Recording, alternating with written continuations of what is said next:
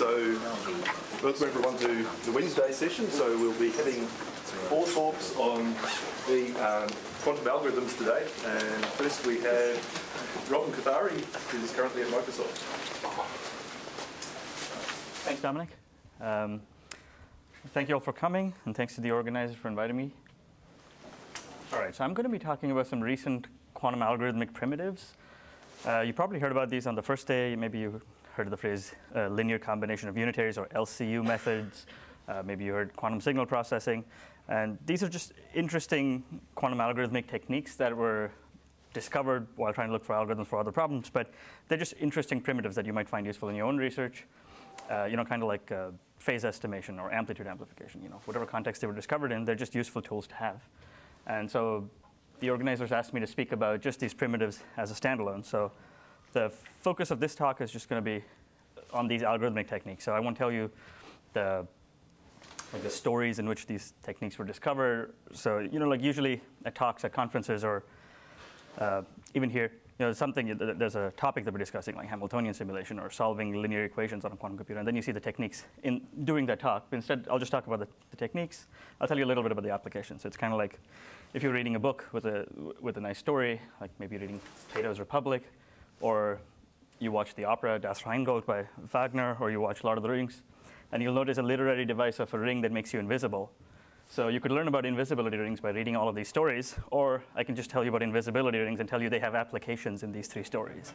So that's kind of what I'm trying to do in this talk. I'll just tell you about these techniques, and I'll say a little bit about the applications, but I just want to do it this way so that if you see a problem that can be solved by one of these primitives in your own research, you'll be able to apply it, or you'll at least it'll ring a bell and it'll be like, oh yeah, maybe I can apply whatever LCU methods. OK. All right, so let me start with these primitives. So the primitives I'm going to be talking about are all going to be of this general format. You have some unitary that you know how to implement on a quantum computer. So you have some quantum circuit or whatever. You have some way of doing something, but you want to do something else. And you want to reduce this other thing to this unitary that you know how to do. Yeah, and as I said, I'm just going to show you how these techniques work, that you might find useful in your research. I won't focus too much on like the technical details or proofs or anything, just high-level ideas so that you can recognize this when this comes up in your own research. All right, and let me start with the first thing, which is called Oblivious amplitude amplification, which was discovered in the context of Hamiltonian simulation, but you can use it elsewhere. And let me set the stage by talking about something that I like to call a probabilistic implementation of a unitary.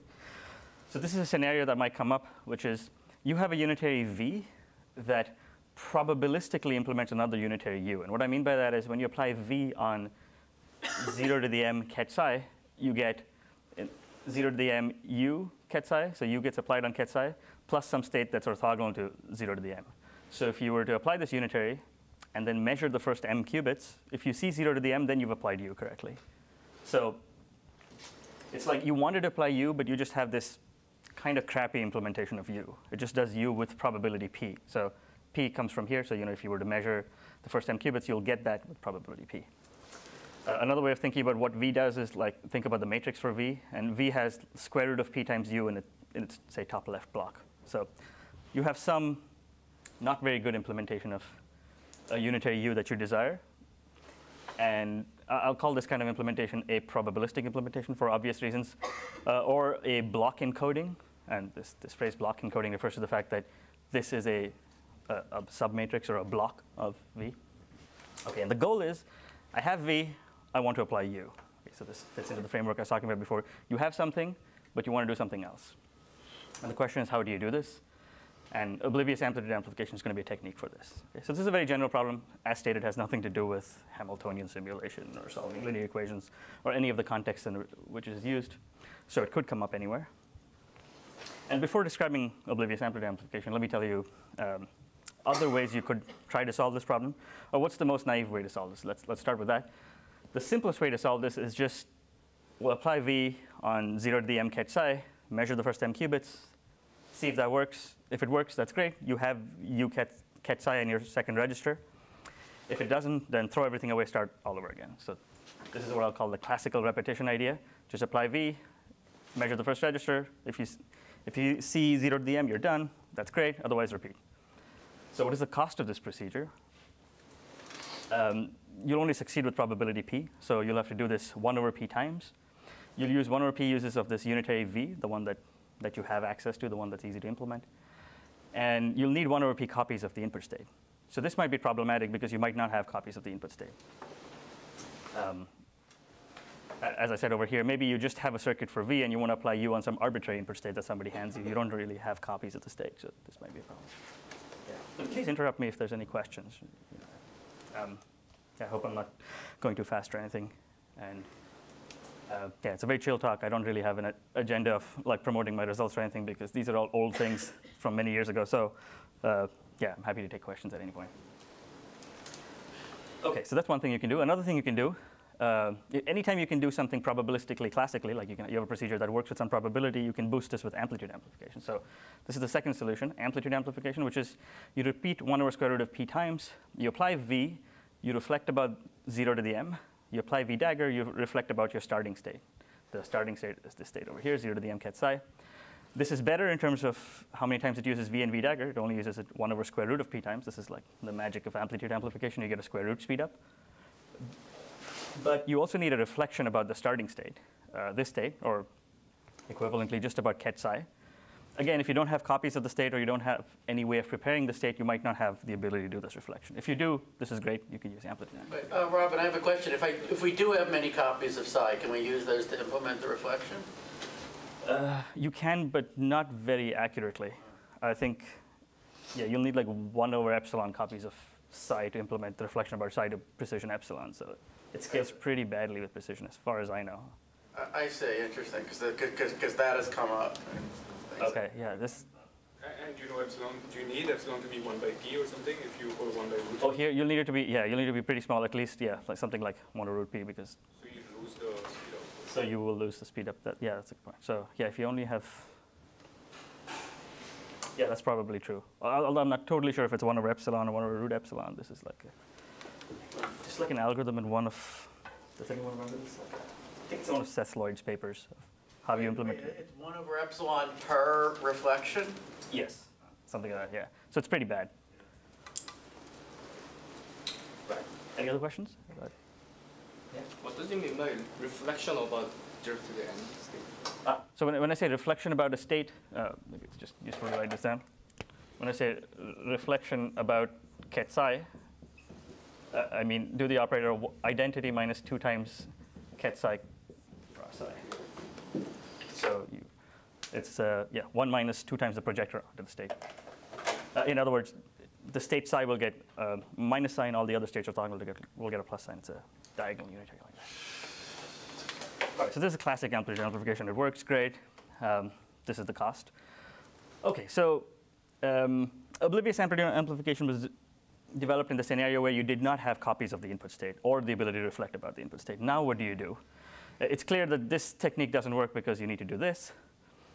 So what we do in Oblivious amplitude amplification is essentially the same thing, except just don't reflect about ket psi. Just apply v, reflect about 0 to the m, apply v dagger, reflect about 0 to the m.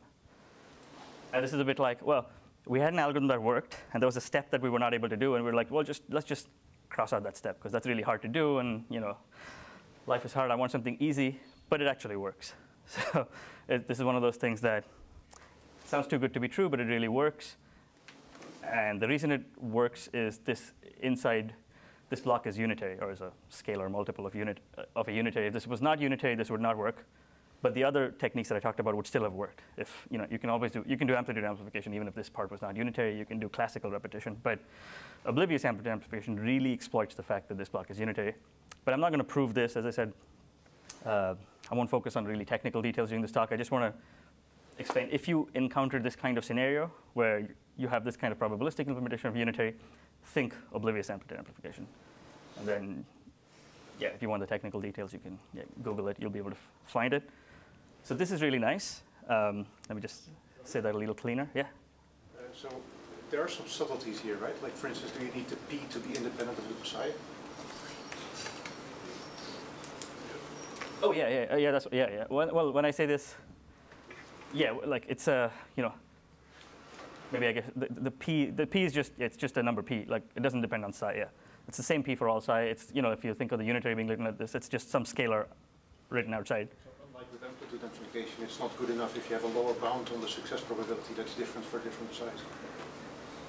Oh yeah, that's true.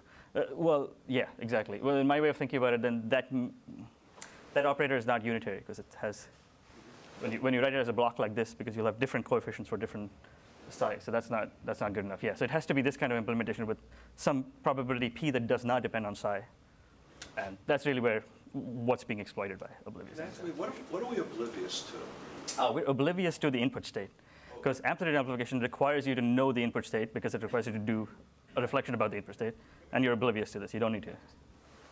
Does this have applications to quantum money?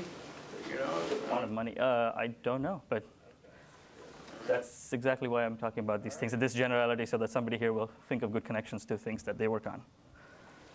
Yeah, because otherwise you'll find this buried on page 47 of a Hamiltonian simulation paper that you will probably not read. So, where would you find it? Okay, so you'll find it in. Crap, there's no reference on this slide. Okay, you'll find it in our paper on Hamiltonian simulation, which was called Exponential Improvement in Precision for Simulating Hamiltonians. It was like the first Hamiltonian simulation paper that had a log 1 over epsilon dependence on precision, as opposed to all the previous ones that did. That's the one installed. That's the one that's taught. Yeah, that's right. Yeah, so it's me, Dominic, Andrew Childs, Richard Cleve, and Rolando Soma. Those are the authors. Robert, can you just indicate whether the proof is easy, hard, or if there's an easy to state, one-line idea or something? A one-line idea, I guess. It's I guess the one-line idea maybe would be, if you're familiar with this Marriott-Watrous technique for boosting QMA, the idea is that somehow let's say you would just make this measurement and you get this bad state. The bad state doesn't. You're not lost. Like the bad state actually has everything you want about the good state, and you always remain in a two-dimensional subspace. So even though you think all hope is lost, actually you're in a two-dimensional subspace. If you can just do a reflection and come back to getting some probability on the good state, you're fine. This is where unitarity is being exploited, that you remain in this two-dimensional block, or more precisely, as Ronald was saying, if this was not unitary, you'd have many different 2D blocks, and you'd be rotating at different speeds in different blocks, and things would go bad. But this is kind of the idea. So it's kind of the same, at its heart, the same idea as in Marriott-Watrous. Did that help? Okay. Any other questions? Yeah, go for it. Could you give an example where this happens, that you have a large circuit V you can do, and you have smaller circuit U? That you would like to do? Yeah. I'll give you an application maybe in a while, yeah. Because I need to develop another technique before I can describe an application. Is V dagger just V with U replaced by U dagger, or is it more complicated? I'm thinking that you have a circuit description of V. So V dagger is just take that circuit and like dagger the whole circuit. Yeah, replace every element with a dagger. Thank you. Yeah. Any other questions? Sound good? Okay, so this is Oblivious amplitude amplification. It's it's cool. It's useful. As I said, it's super important that U is unitary or close to unitary. Like, there's a robust version of this that works when U is epsilon close to unitary. And things work out as you might expect with some loss that depends on epsilon. Okay, yeah, so this is the take-home summary for Oblivious amplitude amplification. If you have a probabilistic implementation of a unitary, you can convert that to like a legit, actual implementation of the unitary. If you use not unitary, the best thing I know is to use regular amplitude amplification. What do you mean by close to unitary? Like if it's epsilon closed, then you'll get something at the end that's epsilon closed, or some function of epsilon closed. So, these techniques are all like, they're continuous. Like they're not brittle, that they would work exactly if you use unitary. And if it's slightly non-unitary, like the circuit explodes or something. Like the circuit will still do something reasonable. And there's a version of this theorem that deals with this. Like it exactly analyzes this. And maybe that version is not in our stock paper. That's in our follow-up. It's okay. Yeah, you can ask me or Dominic later on for references. It's kind of spread across the literature. Okay, so that's all I wanted to say about Oblivious amplification. In fact, it's such a useful algorithmic primitive. It's been implemented natively in the Q-sharp programming language. Here's the documentation. So that's how useful it is. It's in the programming language. Yeah, so you can try to use it. Okay, so that's all I wanted to say about Oblivious amplitude amplification. Let me tell you about another interesting idea, linear combination of unitaries. You've probably heard this. Maybe you heard the phrase LCU methods on the first day. People talked about this quite a bit. Okay, this is another This one is a much simpler idea than Oblivious amplitude amplification. There's nothing really mysterious going on, but it's just something to keep at the back of your mind that this is something you can do. Which is, so this is the problem. You have some matrix B that's represented as a linear combination of easy to implement unitaries. So again, this is the same format. There's something that's easy. Here, the things that are easy are WI. So you have, you know how to implement these unitaries WI. In fact, they're so easy that you also are able to implement this kind of controlled WI operator, which is in the first register, it takes an index I. In the second register, it'll apply the unitary WI for you. If each WI has a polynomial-sized circuit and the total number of indices is polynomial, then you can also implement this with a polynomial-sized circuit. So it's not a completely unreasonable assumption. But this is what I formally mean by the WIs are individually easy, that you can apply them in this format. But you want to implement B, right? So this is kind of how all these problems are. WIs are easy. You want to implement B. So what do you do? And let me just start with an example. So let's say B is just the sum of two unitaries, W0 plus W1.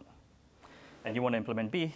Here's a procedure that probabilistically implements B. So it doesn't actually implement B, but it probabilistically implements B in the sense of what I was talking about. Wait, sorry, what do you mean by implement B? So you want to apply B to some given input state catch psi. So you want to produce this. But if it's not, scale. Let's say if B were unitary, then you actually want to apply it. If B were not unitary, then let's say you want to apply it, but now I'll give you reflections about the inputs there or something. I have to give you something because you won't be able to apply it. In general, it's not unitary, so what does it even mean that it's not even valid, physically valid? Yeah, that just means I want you to produce the, I want you to produce this state, B ket psi divided by the normal. So scaled. Right, appropriately scaled state. If it's not unitary, if it's unitary, I really want you to do the right thing. Okay, but I'm going to give you a procedure that doesn't do either of these things. It does something worse, which is it gives you a probabilistic implementation, like I was talking about a couple of slides ago. And this is really easy to do. There's nothing deep going on over here. And I'll just give you an example with B equal to W0 plus W1. All you do is you start out with the plus state in the first register, ket psi in the second register, and apply the select W operator. You'll get this superposition. And just collecting the plus state here, you'll get W0 plus W1 psi, and minus state over here, you'll get W0 minus W1 psi. And W0 plus W1 is B. So if you look at this operator, now this is a probabilistic implementation of B, right? In the sense that if you measure the first qubit, you see a ket plus, then you have B psi. If you don't, you have the other guy. So this fits into the framework I was talking about previously, probabilistic implementation. So it's a crappy implementation of B, but it's something. And now you can boost it using the techniques I talked about before. More generally, this will work even if it's not just a sum of two unitaries, and it's like an arbitrary sum like this. The circuit is a little more complicated, but it's not. More generally, what will happen is you'll get a unitary V that block encodes B divided by the one norm of all of these coefficients. This is the full algorithm, if you care. It's like you start out with a state, which is like the sum of square roots of the coefficients. Apply that on the state. You'll get it. It's the same idea as the previous one. Like if you understood the idea with two unitaries, it's just a straightforward generalization. You just try it out. It works. And you get a probabilistic implementation of B. So this is a really simple idea. There's really nothing deep going on. You can work this out in like 5 minutes. Just that if you have unitaries WI that you know how to do, you have some matrix B represented as a linear combination of these guys, then you can come up with a unitary that block encodes this guy with some scaling factor. Wait, do I Fourier transform the first register or something, or do something to mix the things together? I mean, like I have a sum of i's, and then for each I conditioned on it, I apply w's of I, right? That's right.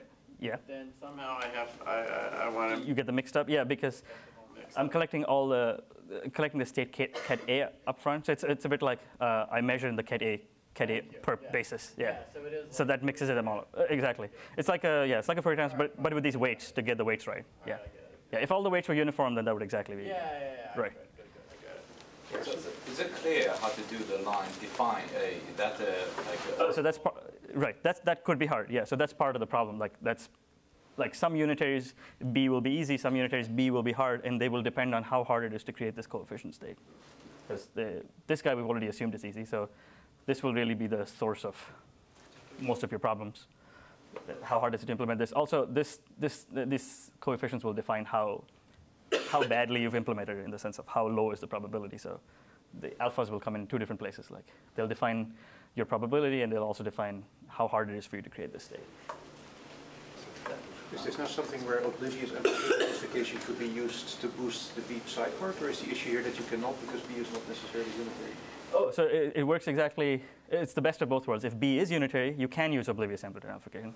If B is not unitary, then, well, of course you can't, but then you should use regular amplitude amplification, I suppose. And I'll give you an example of this. This is why I waited till now, because I wanted to develop this machinery before I talked about applications of Oblivious amplitude amplification. Do you have a question here, Dennis? Same question. Okay, okay, so let me get right onto the application then. I'll give you two applications, one using LCU plus Oblivious amplitude amplification and one using LCU plus just regular amplitude amplification. So you can see both ways in which it can be used. Okay, here's a take-home message for linear combination unitaries. I think I've driven this point home, which is just if you have an operator that's a linear combination unitaries, then you can probabilistically implement it. Then later on use either Oblivious or regular amplitude amplification to get an actual implementation. Okay, so let me give you the first application with Wait, but you said, with Oblivious amplitude amplification, you said, P has to be independent of psi, right? And it seems that that condition may not be satisfied here because the normalization constant could depend on, right, on psi. No, if B is unitary, then the normalization constant if is B is unitary. Right. So if, general, it won't be. Exactly. So if B is unitary, you can use Oblivious amplitude amplification. If it's not, then you can't. Thank you. All right, Yeah. good. Thank you. Okay. Right. So yeah, so let me give you an application. So let me start with an application where B is unitary. So that's to the Hamiltonian simulation problem. So I won't describe this problem in great detail, but you're just given a local Hamiltonian, which is H, a sum of terms, Hj, and you want to implement this unitary. So it's just a simple three-step process to applying these methods. What you want to do is you want to express the unitary that you want to perform, the target unitary, as a linear combination of unitaries that you know how to perform, right? So this is the whole framework I've been talking about. So first, let's start with something simpler. Let's express H as a linear combination of unitaries we know how to perform. This is easy. This is almost given to us, because it's given to us as a sum of local terms. Hj acts on some constant number of qubits. That's what a local Hamiltonian is. So just write out Hj in the Pauli basis, let's say, on these local pieces. This is some constant number of terms. You'll have some constant number of gates. That's fine. The Paulis are unitary. That's the interesting part. That's the important part about Paulis. That's why I said use the Pauli basis. Now you've written H as a sum of unitary matrices. All the unitaries are tensor products of Paulis. They'll have some coefficients. So it's a linear combination of Paulis. So it's a linear combination of unitaries. That's fine, but that's just H. What we want is this unitary, e to the minus iht. But that works out just fine too. So if H is some linear combination of Paulis like this, just write out a Taylor series for e to the minus iht, this is just a Taylor series. And this is the expansion. And you'll observe that each term is actually this whole thing is just a linear combination of unitaries. And why is that? This is identity. That's a unitary. This is obviously a linear combination of unitaries. This is a product of two linear combination of unitaries. And so each term in the product is also just a product of unitaries with some coefficient and so on. So now we've expressed the operator that we want as a linear combination of unitaries. That's great. The operator that we want is actually unitary. So now you can apply linear combination of unitaries and Oblivious amplitude amplification, because it is unitary. So that's great. This is the full algorithm for Hamiltonian simulation. I see. This is where the robustness comes in because right. This is where the robustness comes in, because this dot dot dot, we'll have to truncate it at some point. The Taylor series has excellent convergence, so we'll just truncate it after a few steps, and you'll get very good error dependence. This is the source of the log 1 or epsilon scaling in all the newer Hamiltonian simulation algorithms, the fact that these series converge so fast. So it'll be an extremely precise approximation to the unitary, but it will not be strictly unitary. So that's why you need a slightly robust version of Oblivious amplitude amplification to handle this case. Yeah. Why are you requiring that the Hj act on only 1 qubit? Just because I wanted to take the simplest case of local Hamiltonian simulation that people would care about. But in theory, you could also have a Hamiltonian that's a sum of tensor products of Paulis that act on all of your qubits. And this would work just fine. Yeah, this is the simplest scenario of local Hamiltonian simulation, something we care about. But yeah, you can generalize it pretty straightforwardly. Is there another question here? Yeah, in Hamiltonian simulation, what's the complexity of the OAA? What's the complexity of the OA? What do you mean? Like, what is the, how many times do you have to, what is this probability? So the way let me give you, this slide I have a reference, okay.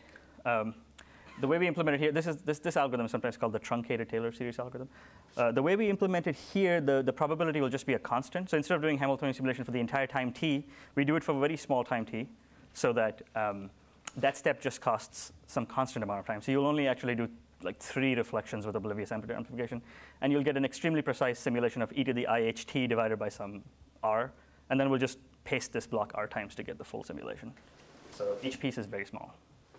You don't have some L1 norm of these betas or something like earlier? Yes, you do, but because these pieces are really small, the L1 norm of the betas will just be some constant. Because it's like it'll be like e to the I, some small constant. So that the L1 norm of that is like e to the some constant, that's some constant. Well, the constant needs to depend on something. So you can take the constant as small as you want, because Hamiltonian simulation can always be broken up into smaller problems. So e to the IHT can always be viewed as doing e to the IHT divided by r, the whole to the power r. But then you need to repeat it r times. Exactly. So we choose the constant in such a way that this small piece is basically something like a unit time simulation. It's not really unit time. It's more like unit. We'll divide it by t and also by the total number of terms in the Hamiltonian. So it'll work out that each piece just takes some fixed amount of resources, and then you'll just have to do this a number of times that depends on t and the number of terms in your Hamiltonian. So that was my question. So the number of repetitions does depend on something, and you're saying it depends on the number of terms in the Hamiltonian. Linearly. So basically, yeah. So right. So think of decomposing the whole problem into just the problem of doing a small block, and you just copy paste the block many times. In each block, you'll use oblivious amplitude amplification only like 3 times or something. But overall, you've used it like linearly in the number of terms plus times time. Yeah, so that's the part that was not obvious. I understand that you can split in small blocks and right. small blocks in unit time, but to do that, you have to split into some number of small blocks, and that number is the parameter of the problem that I was trying to. Right. So that'll be time times the number of terms in your Hamiltonian. That's how much I split it. Okay. Yeah. Any other questions about this? Okay. So let me just quickly mention another application that doesn't use oblivious amplitude amplification because the operator you're trying to do is not unitary, and that's the quantum linear systems algorithm. So here you're given some Hermitian matrix A and some state B, and you want to implement A inverse time on ket B correctly normalized. And again, so here, what is the easy to simulate unitary? A is Hermitian, so you can think of A as a Hamiltonian. So you can think of e to the IAT as something that's easy because of the previous slide. Like there's an algorithm for doing Hamiltonian simulation. So that's the easy to simulate unitaries. And now you want to express the unitary that you want to do, or not the unitary, the operator that you want to do, A inverse, as a linear combination of these guys. And you can do it, and we give an explicit decomposition in this paper. And now you're done. You've expressed the operator that you want as a linear combination of operators that you have. Apply linear combination of unitaries. This guy's not unitary, so you'll have to apply regular amplitude amplification. So you'll need the ability to reflect about the starting state. But that's a feature of all linear systems algorithms. They all have this feature. So is this distinct algorithm from the original HHL algorithm, or is it? Yes, this is distinct, and in fact, it has much better error dependence. The original HHL algorithm had a 1 over epsilon scaling. With error, this one gives you log 1 over epsilon, kind of because this series that we write down has much better error convergence. So here, when you say that you're given the state ket B, you really mean you're given a unitary that prepares ket B, right? That's right. Yes. In this version of the problem, if you're using amplitude amplification, yeah, you'll need to be able to reflect about state. Is there a way to do this? Just given one copy of ket B?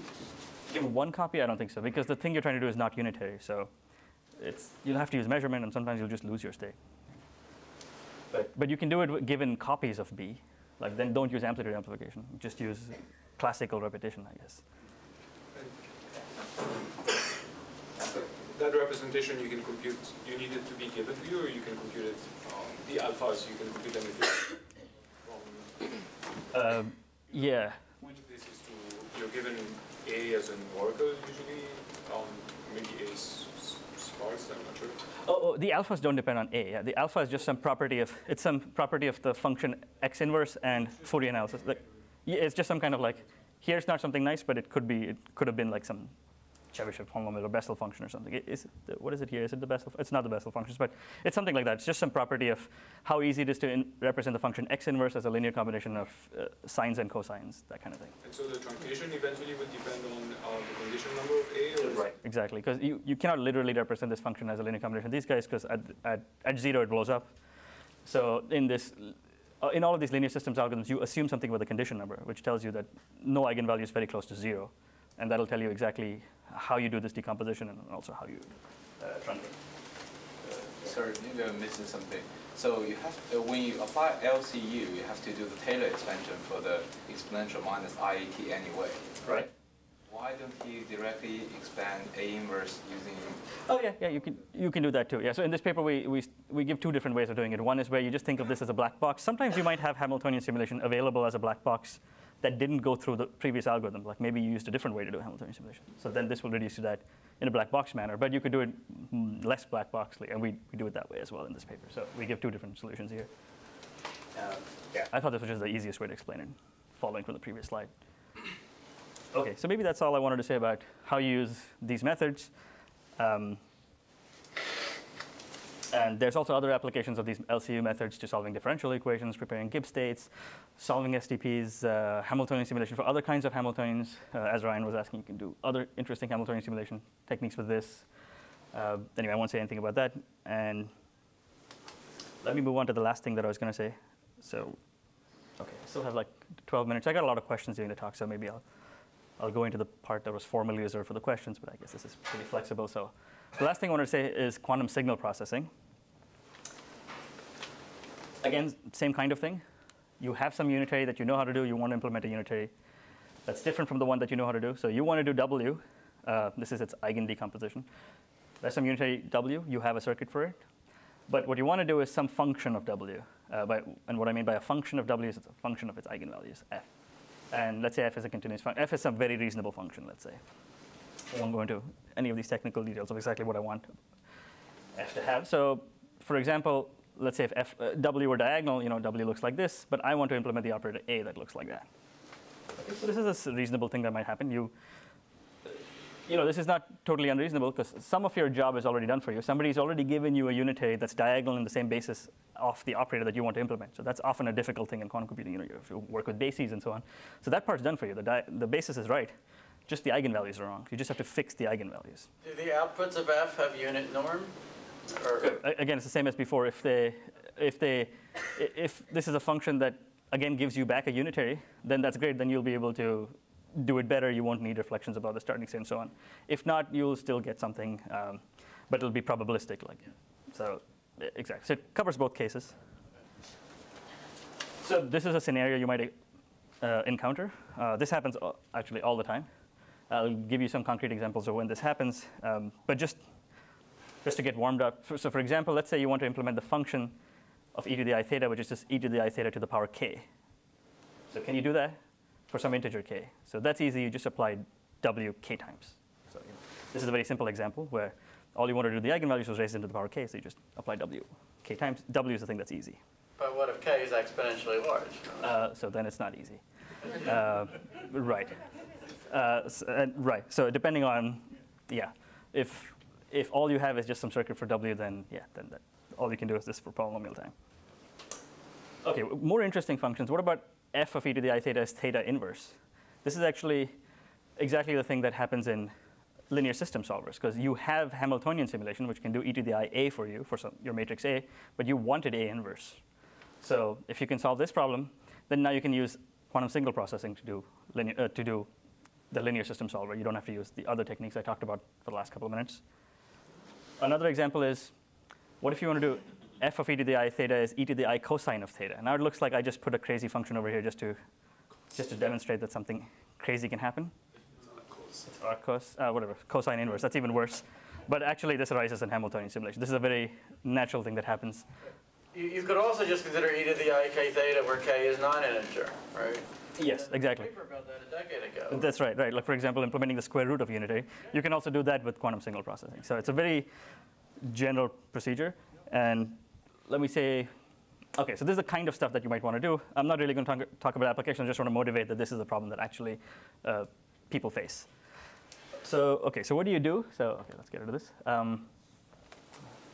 So what can you do? So one thing you can do, which is a pretty general thing to do, so some solutions to this problem are you can use phase estimation on W. So you take your input state, do phase estimation, so you get some approximation of the phase, and then you apply this function on the phase, try to put it as a coefficient.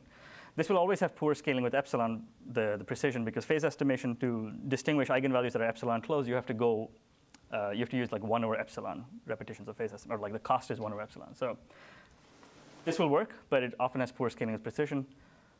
Often many of the applications that I talked about on the previous slide, like Hamiltonian simulation and linear system solvers, were first solved using phase estimation. And you can do it, and you have papers that do exactly that.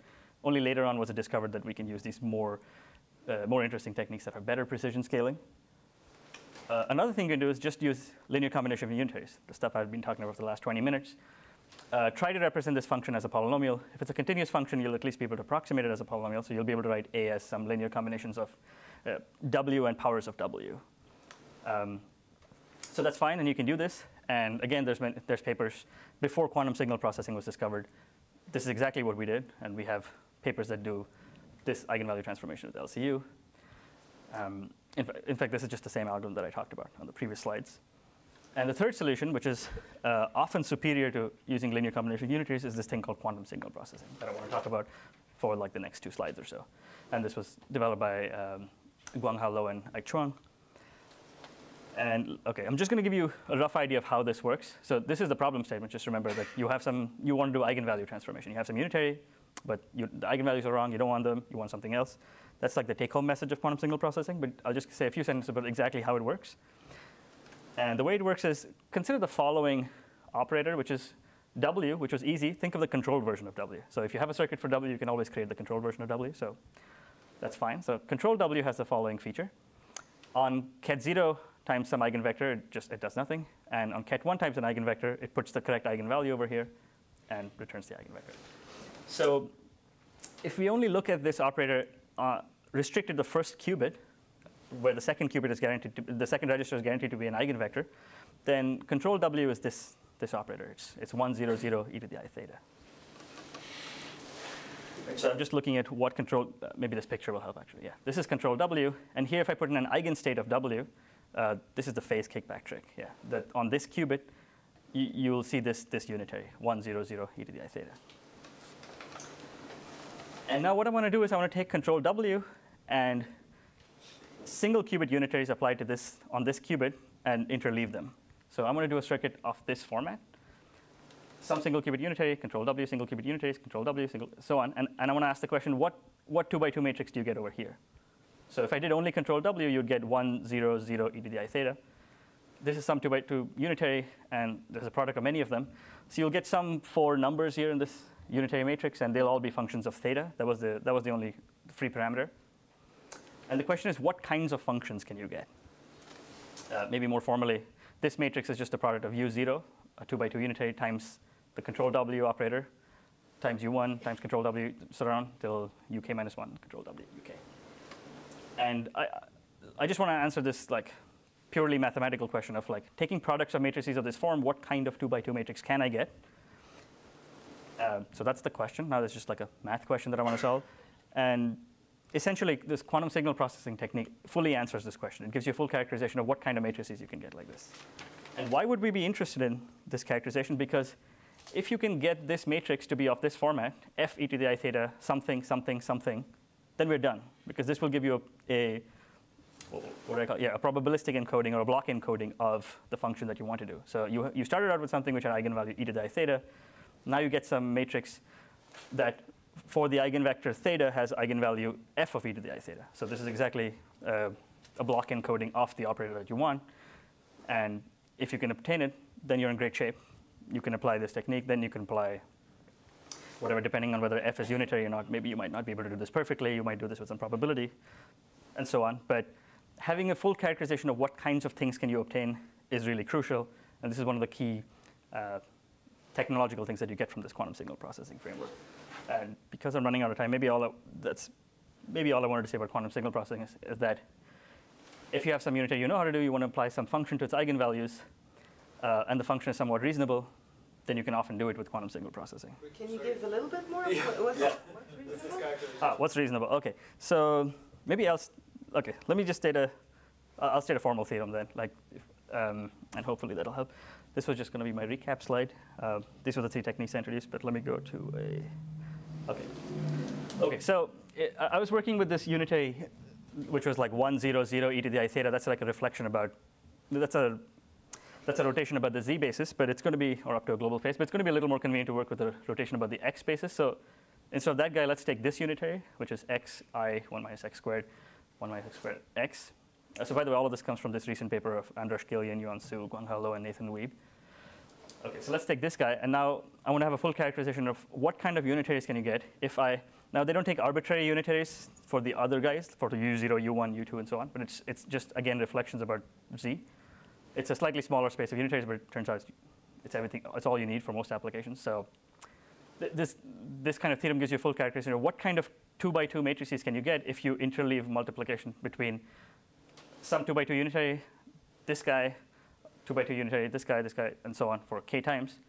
You'll get some matrix like this. And there's some obvious things you can say, which is like these things have to be polynomials of degree k in the variables that appear in this matrix because you only multiply them k times and so on.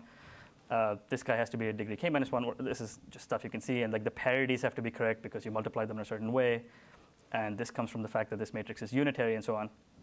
And it turns out that these totally reasonable conditions are also if and only if. So in other words, the thing that really matters is the degree of this polynomial that appears over here, because this degree will dictate how many times you have to apply the control W operator. So what you want to do is you want to represent the function that you care about as a low degree polynomial that's also, it's also a bounded polynomial, and it approximates your function. So I hope that helped. Does that help? OK. Dan? So for the signal processing, then you need to be able to implement the control W, I guess. That's right. So if the W is given as a black box, then you're out of luck. Then you're out of luck, yeah. I don't actually know a scenario where that happens. Well, I was thinking maybe some quantum metrology application. Oh, I see. OK, yeah, I guess that could be a problem, yeah. Sometimes there are techniques to create control W out of W, like if you know an eigenvector of W, for example, then you can do it.